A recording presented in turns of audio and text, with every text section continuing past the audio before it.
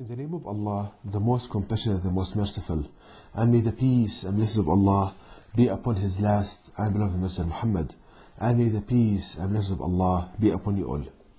The title of this episode is Understanding Material Behavior Under Load from the Quran.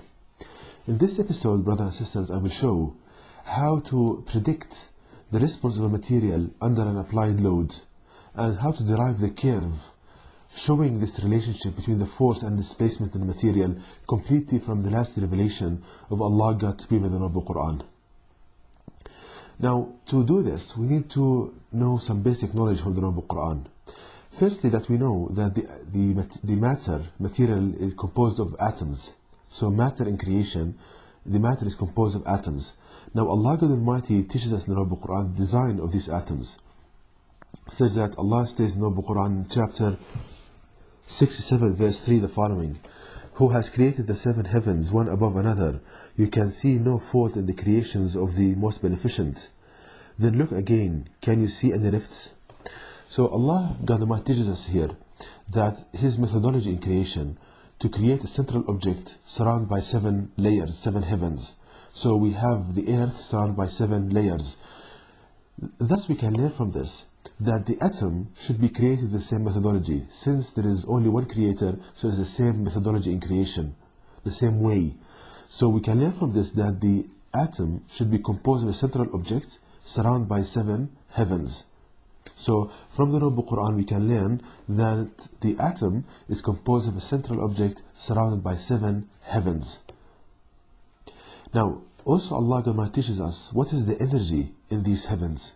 What is the energy of the heaven of the atom? Where we can learn this from the Noble Quran, the last revelation of Allah God to people, from chapter 51 verse 7, which states, and the heaven containing weaved ropes.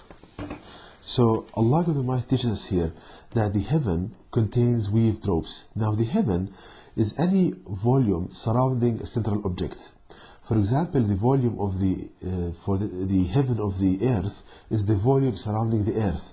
The heaven of the atom is the volume surrounding the nucleus of the atom. So Allah states here that any heaven, it contains weaved ropes. So as you can see on the screen, this is the weaved rope, three strings weaved together. So Allah states that the heaven, let's say so whether it's the heaven of the earth or the heaven of the atom, it contains these weaved ropes, weaved strings. It's interesting to note that Allah used the word weaved ropes. Now we can learn from this that the function of ropes is to produce a pulling action on the objects on their ends. Now the function of any rope is to produce tension, a pulling action on the objects attached as ends. So since Allah teaches us that there are ropes in the energy ropes within the heavens of the atom, this means that the nucleus will be on one side of these ropes, and on the other side will be the object that is brought in close proximity to the atom.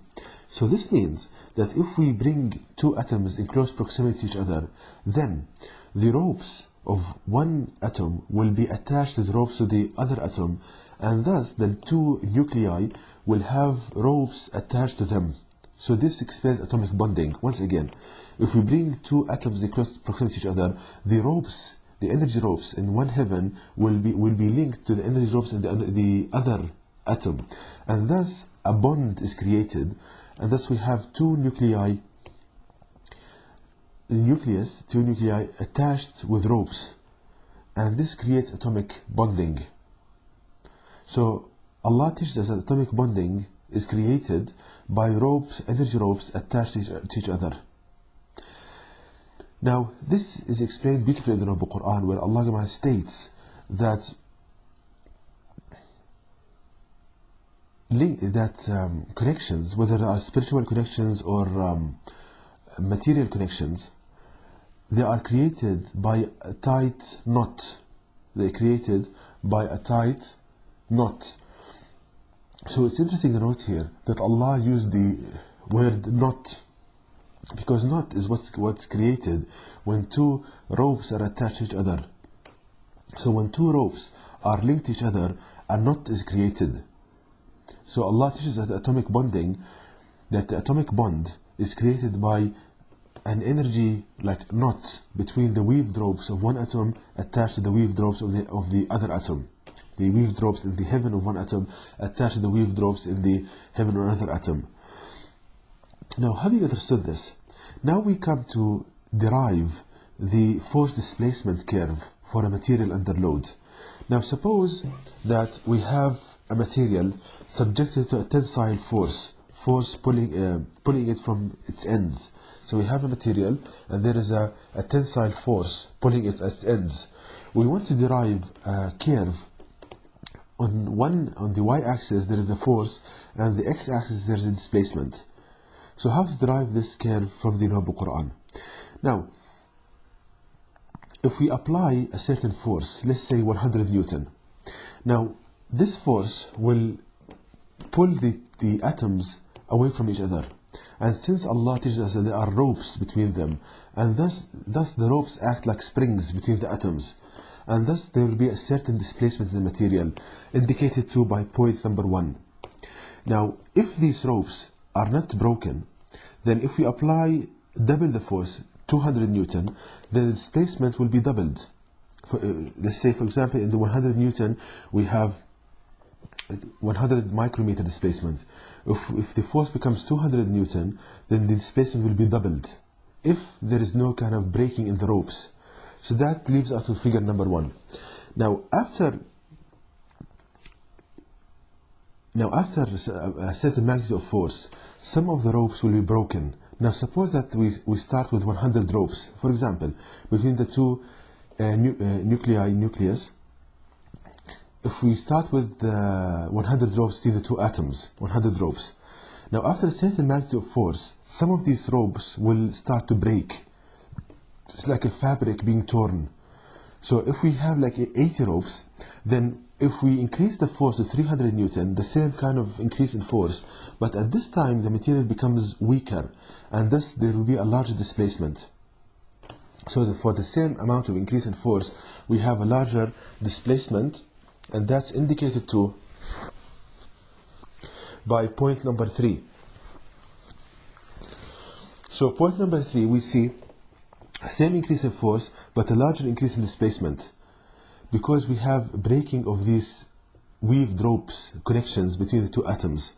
And point 4, again the ropes break more and more, and thus the material becomes weaker, and thus for the same increase in force we have a larger increase in displacement, and thus the curve becomes non-linear.